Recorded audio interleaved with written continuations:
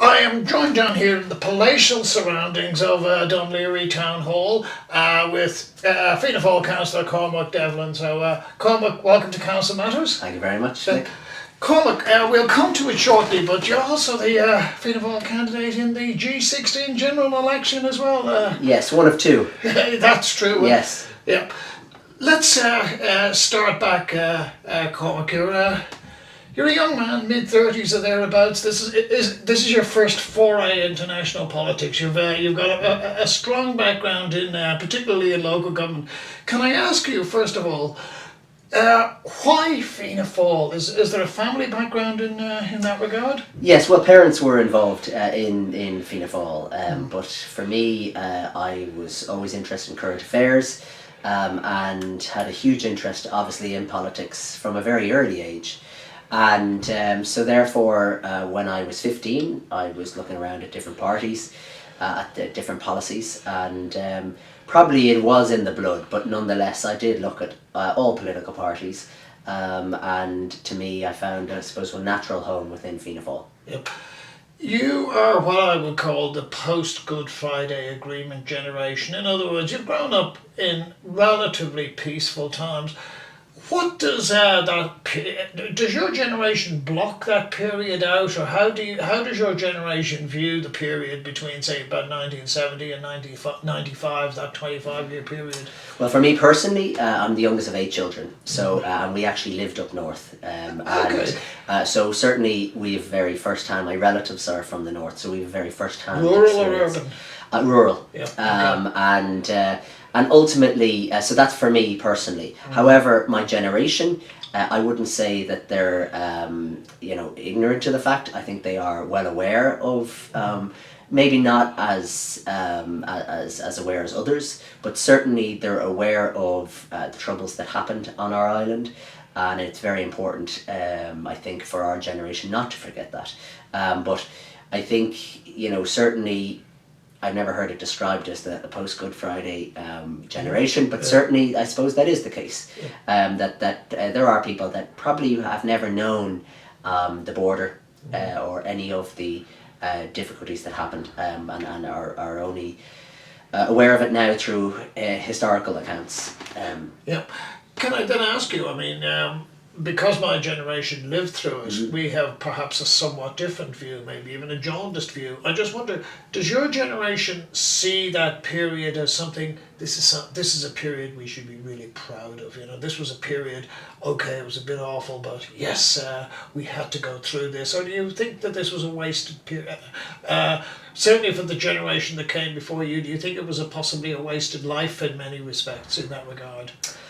Well, look, I don't like to speak for my generation in total, but what I would say to you is that certainly the period isn't glorified. No period like that should be glorified. And I think people realise that there was exceptionally difficult, entrenched views on both sides. And I think, speaking of the Good Friday Agreement, I think that's the beauty of the agreement itself, is that it recognises that there are two distinct, different opinions in the north. And to try and harness a working relationship between those two to bring about stability and peace is the key thing. So my generation, maybe they look, some might glorify it. Without skirting around the issue, there are people that glorify that period for their own political and other means. But for, I would say, the vast majority of my generation, they would not want any violence on the scale that we witnessed, or any violence at all for that matter, and certainly not, the maiming and killing that went on of innocent people. Okay. I will then leap back slightly further. A big issue that's going to be, not an issue, but a big event that's going to be happening in the very near future is the centenary of 1916. On the looking then, how does your generation view that? Mine was around for 1966, and we have certain views of that. Does your generation look forward and welcome this and say that this is an affirmation of our political and cultural roots? How do you perceive 1916 being the centenary being? Shall we say, recorded? Yeah, well, I think it is a very key milestone in any country's history.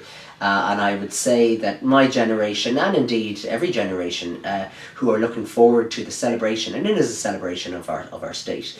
But that being said, it's how it's celebrated is the key benchmark as far as I'm concerned. I believe that it is important that the state recognise it sensibly and sensibly. And I think we have seen some commemorations to date. The Ross O'Donovan commemoration, for example, in Glasnevin was superb, really well done. And I think if that is the type of commemoration we're going to witness, I think that's superb. And other political parties, and none, will celebrate in their own way. And there's community groups and all various organisations of the state getting involved in it, and rightly so. But I think ultimately, the celebrations of the centenary, I think, will be a joyous occasion and one that will be celebrated. And I think in terms of our history, we'll be looking back on, in a relatively short period, Ireland has been transformed. You know, if you go back to the 30s, you know, we had the slums in Dublin, and we had then the urban sprawl of Dublin, which we now take for granted as the greater Dublin area, and so therefore it just grew and grew. But certainly each generation had an impact and had a challenge as well at the same time. Nonetheless, this current generation has had a challenge as well, and they probably will never know the challenge that they were born into. But something just coming back to a bit local then, Cormac, in 1916 this very neck of the woods that we're in now would have been called Kingstown. I suppose not ironically, but coincidentally, it's probably the constituency in the country where Sinn Fein would be one of the weakest. They would have one of their weakest presences. Is there still what I would call an element of Kingstownness in this part of the world? For want of a better term, an Anglo dimension. There is, let's call a spade. There is, most certainly, and for Fianna Fáil never had a very easy time in getting elected in this constituency, because of our Republican roots, and also I think because of the Troubles. You know, there was this distrust of Fianna Fáil's agenda vis-a-vis the North, and vis-a-vis unification of Ireland. But that being said, I think views have matured. The political landscape has certainly changed in this country in the last 10, 20 years. And I think we are now witnessing in Dáil Éireann, it's a very mixed constituency. And I think there's a perception out there that it's a very well-off constituency. And to dispel that, if I may, a little bit, because there are the exceptionally wealthy and the high-profile celebrity status individuals that live in the constituency, but the vast majority of the constituency is middle class, and then there are pockets of the constituency that are in serious need of support, and there's programs there to support them, but they could always do with more. So it's a very vast and different constituency. Okay. Just before we move on to local issues, I just want to just tease out a couple of things on the national level, because this is going to be your focus, I would suggest, over the next 3 or 4 months. On the basis of what we discussed about the North and what we discussed about 1916, particularly the North and the Good Friday Agreement, personally, how do you feel about going into a coalition with Sinn Fein? Based on the fact that after the weekend, the figures we saw suggest that the most stable government, whether in terms of figures, would perhaps be a Fianna Fáil Sinn Fein coalition. Well, look, I mean, there's a few different answers I'll give you, because there's a few different scenarios that could unfold in that type of situation. Personally, if you ask me myself, I think really, and I get no more like speaking for my own generation, I don't like to kind of preempt what the public will do. Okay. But if you're going on the current figures of the polls, which is fair enough, yes, there certainly is merit in that, because the figures are there, that the public are illustrating some sort of coalition between possibly Fianna Fáil and Sinn Fein. In what order? It would be crucial. The second and probably most crucial element of it to me is Sinn Fein need to demonstrate reform. They talk about change. They talk about radical, movements. When in actual fact, how radical can you be with the same leader for the last 30 years? You talk about encouraging young people to go out and vote. You have the same individual there for 30 years. To me, that's wrong. And I think at the heart of Sinn Fein, forgetting about what Fianna Fáil thinks of Sinn Fein, the public are I believe, are not there yet with Sinn Fein. The Sinn Fein have a lot of questions to answer, not only in this part of the island, but in the north as well. And there's a lot of unanswered questions that have been posed that have not been answered. And so before we even talk about coalescing, and I assume other political parties are in the same boat, that Sinn Féin need to address those questions prior to Fianna Fáil even contemplating that scenario. Now, that being said, if general election 2016 happens and the polls are true and it puts us in that position, well then Fianna Fáil has a mandate from the members to go back to a special Ordesh where we will vote on that particular arrangement and decide who we're going to coalesce with. And that being said, I also have to say that Micheál Martin has already ruled that possibility out, along with other political parties. So it's going to, and I suppose that ups the ante for the general election 2016, because it is already it's an exciting time, and obviously people in your own position are extremely interested in it, no more as the individuals like myself and other candidates across the country are extremely interested to find out ultimately how it's going to go. Okay, so would the admission that an army council still exists in any way concern you?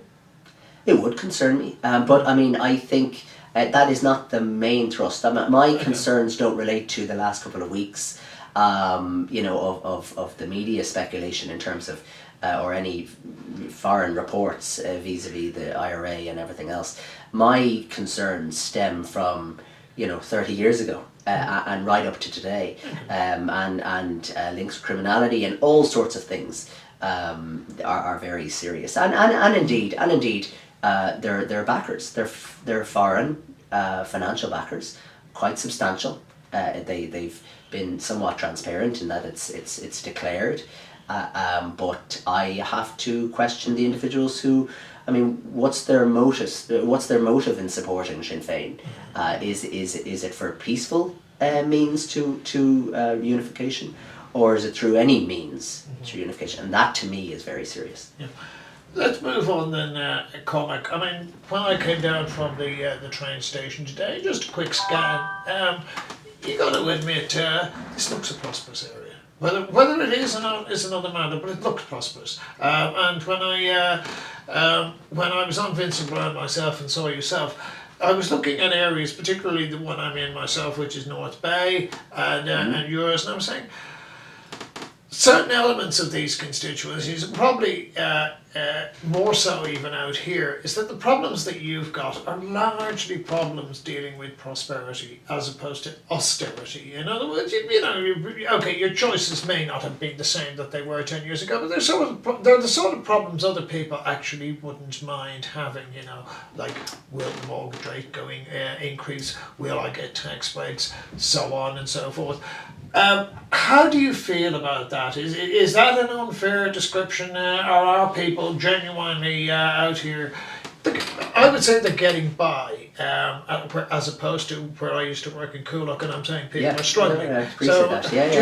How do you feel about that? Is that we have a problem not to do with wealth per se, but prosperity in that sense of the word, that is different from the last election? Well, I mean, look, I think that's why I mentioned the divergence between of the different types of individuals that live in this constituency. The perception is that, and in actual fact, your walk from the Dart station wasn't long enough, because there is no doubt that the seafront is very well maintained, and it's been massive. Millions of euro have gone into the investment there. However, 2 minutes up the road, up Marine Road onto the main street, would tell a different story. Even during the boom years, Dun Laoghaire-Rathdown didn't boom and prosper like other areas. Now, I put it down to a number of different factors, the retail guidelines, the spatial strategy, all sorts of other outside factors, if you will, that impact on the reason for the lack of retail in Dun Laoghaire-Rathdown. But Your other issue is, I suppose, the needs and desires of the constituents. And I would say that no more like Dublin Bay North or you know, anywhere in fact across Dublin, the issues remain the same. There's lack of investment in infrastructure. There's the policing issue, which we have, crime is on the rise in Dublin, as we all know. And that needs to be addressed. You also have issues of childcare facing parents, working parents, and there's issues as well in relation to you know, mortgages and mortgage arrears and everything else that goes with that. Not just the interest rates, but those who are struggling to even keep their house a home, and those are the challenges that face all of us in Dublin, and particularly Fianna Fáil in opposition. We brought forward a number of bills to try and address those. So it is crucial, and no more different here in Dun Laoghaire than any other part of Dublin, that we need to address those issues. If I could ask you then, Cormac, because on CouncilMatters we cover Dun Laoghaire-Rathdown on a very regular basis, and I'm always impressed with what the council are doing. You know, you've got a fabulous library. You had you had a great heritage and history festival and all of that.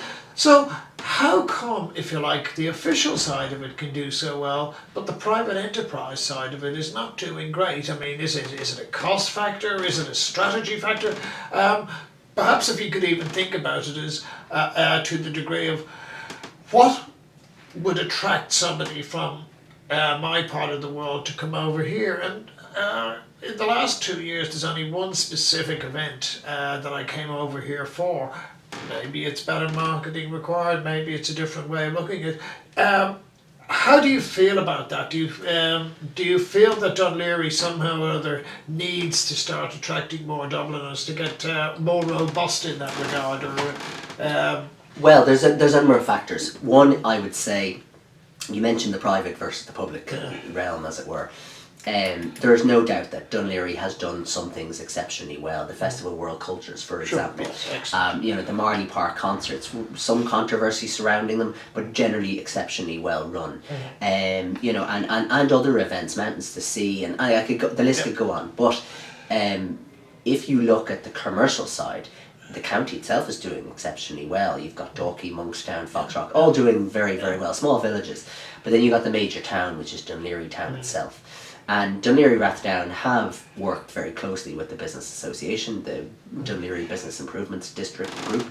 And unfortunately, that just hasn't, you know, it takes time to get going. And there's certainly not without controversy. You mentioned the library. We've got the oral hearing with the Harbour, the Dun Laoghaire Harbour and the cruise berth going on. There are plans and some stimulation, if you were, going on. Whether they get the green light or whether they get the approval or whether they even get off the ground is another issue. But certainly in terms of the private enterprise, you know, look, for the last number of years, people in private enterprise haven't had the ability to make the investment. And that's across the country. And I suppose if you look at Dun Laoghaire versus Dundrum, Dundrum is a collection of multinational firms, so the perception is everything's kosher on the surface. But I guarantee you that there are difficulties with rates and rents and all sort of service charges, all sorts of things up in Dundrum. But on the surface of it, it looks a lot better than a small collection of individual owned shops such as Dun Laoghaire town. Yeah. Is it perhaps Dun Laoghaire is trying to be all things to all people, and maybe it needs to be more niche? I mean, I could see this as if this was promoted as how can I put it, an LGBT area with coffee shops and boutiques and all of that. I could see people coming out for that in a way that I can't see people coming out and going just to a shop that they can get in the Jervis Centre or the Ilac Centre or something like that. I'm just wondering, does Dun Laoghaire maybe need to look at itself a different way? You're right. Look, I think certainly. Fabulous for gay marriage, same-sex marriage. On the days it is today, indeed, yes, that's right. So, and you know, in actual fact, if you look at what Dun Laoghaire needs to do, and that's a fair suggestion. I mean, it needs to be something unique, because the main street itself is exceptionally long. Now there are plans. Again, there's a plan to develop a kind of a separate quarters within the town, to divide it up to have kind of a home depot kind of home wear section. a cafe restaurant section, a small retail section within the town centre itself, and to try and condense those different sections and make them similar to each other to try and improve the experience of the town. But there's no doubt that people have tried over the years, but we've got two large shopping centres, predominantly unfortunately vacant, and they need investment, because without the investment of the larger investors in the town, then you obviously, and that goes for any town obviously, but particularly here, I can speak from experience here in Dun Laoghaire, that there needs to be an investment on a large scale to try and attract big names so the retail mix improves, and therefore you attract people from all around the place. I mean, it's not only north of Dun Laoghaire that we need to look at, we also need to look at the south end, because the greater Dublin area and those who have bought outside of this area, unfortunately, who couldn't afford to live in this area or couldn't get housed in this area, those individuals need to be attracted to Dun Laoghaire as well. I'll be honest, I've spoken to other councillors about, Dun Laoghaire councillors about this in the past, and then when I heard it on the Vincent Brown programme, the idea of attracting cruise ships seemed to me a non-starter, in the sense that I know Dublin Port Company are doing exactly the same, and it seemed to me a better idea to be able to try and attract the ones coming in there rather than competing with them. How do you feel about that? Is that a local sore point, or what's the? Well, certainly it's without controversy, as I said. I mean, Dun Laoghaire Harbour's plan to bring a cruise berth has generated a considerable amount of debate amongst the constituents, and some people are vehemently against the idea of large super cruises coming in, and so what we did was, in the development plan, we supported a reduction of the cruise berth size from 435 metres down to 250 metres. So instead of the super cruisers coming in, it could be more smaller type cruise ships coming in. Now, again, the jury's out in terms of the real benefits of how much commercial spend would happen in the town if cruises came in. But I think that's where the debate lies. And as I said, the oral hearing is ongoing with An Port Pleanála, and it really depends on how the kind of granting of permission or not happens with the board. And if they refuse it, then I think it's back to the drawing board. And if they granted permission, well, then the harbour company is going to have to get the money together, and it's 18 million euros, so it's not pocket change, Perhaps if you had Bono at the pier just welcoming them all, that might get a few more in. I'm sure Bono's asked every day for things. Moving on then, Cormac, something that Dun Laoghaire-Rathdown was considerably in the news for was the tragic events in Carrick Mines, where the fire killed 8 people. How do you feel that the perception of the area was impacted by that? Do you think it was positive, negative, or could the whole thing have been handled better? The tragedy happened, but then it seemed to be compounded by the reaction afterwards. Look, I mean, it was a terrible tragedy, and for any family to lose 8 members is just unthinkable for most of us, in fairness. But the events after that, I suppose from my experience, I'm on the council 11 years, and I've gone through 2 traveller accommodation programmes, and each of those programmes brings out different feelings, and the sites have relatively remained the same in the county plan for where the travellers will be accommodated, and in different types of accommodation. Sure. Some people will be more in favour of grouped housing schemes, which is bricks and mortars, something more we in the settled community we'd be more akin to. Sure. And then others would be looking for kind of a halting site, so it would accommodate the caravan. And then there's others as well, and Carrick Mines itself was obviously a temporary scheme. And I think the word temporary in Ireland does not reassure people, unfortunately. And I think that's where the issue arose.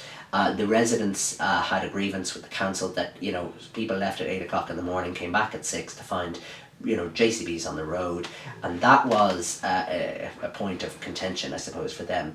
But on the other side of that, you then had people who were homeless, who'd obviously gone through an enormous tragedy, and they needed to be housed. And I'm glad that the chief executive didn't use her executive powers to house the travellers on the site that she did, because I think while the temporary site is not suitable, it's a car park or a depot, I don't think that's suitable either. However, in the back of my mind, I know that there's bungalows in which I called for in 2009 to be refurbished. They've been lying idle for many years, and in itself, that's a tragedy too, because there were homes that could have been available for individuals to live in, and they weren't available at the time, and unfortunately, they are now under reconstruction, and they should be available early 2016. Yeah. Just in conclusion then, Cormac, we can often deal with the structural problems much easier than we can deal with what I would call the non-spoken or the cultural problems. What lessons are Dun Laoghaire-Rathdown taking from this, in the sense that my understanding is that you've done a good job at least endeavouring to provide temporary accommodation for the affected families, but to me what I saw, and I'm looking at it from an outside perspective, is that the issue of community relations was exposed in that incident. Have Dun Laoghaire-Rathdown Council taken that on board, and are you taking some steps to address it and perhaps even build a bridge between the two communities? Well, I'm the vice chairperson of the Southside Partnership, and that works with all various organisations, including STAG, Southside Traveller Action Group, and the STAG themselves have worked exceptionally hard through this very difficult period. And I would like to say that the housing department of the council also worked exceptionally hard. I know that we have meetings running concurrently along with the tragic events in Carrick Mines, and the officials left one particular meeting in the run-up to the budget, and they were working night and day on this. That being said, they had a very difficult job, the officials. They had to house these families, but equally they had to deal with people who were absolutely against where they were proposing to house them. And so there can always be an improvement in relations. I always think that, particularly with any minority group. And so lessons have been learned, there's no doubt about that. But equally, I think what we've seen across the country is that local authorities have sites that they need to develop that haven't been developed, and that has raised an issue as well. Okay, Cormac Devlin, unfortunately run out of time, Always. but pleasure to talk to you today. Thank you very much. Thank you.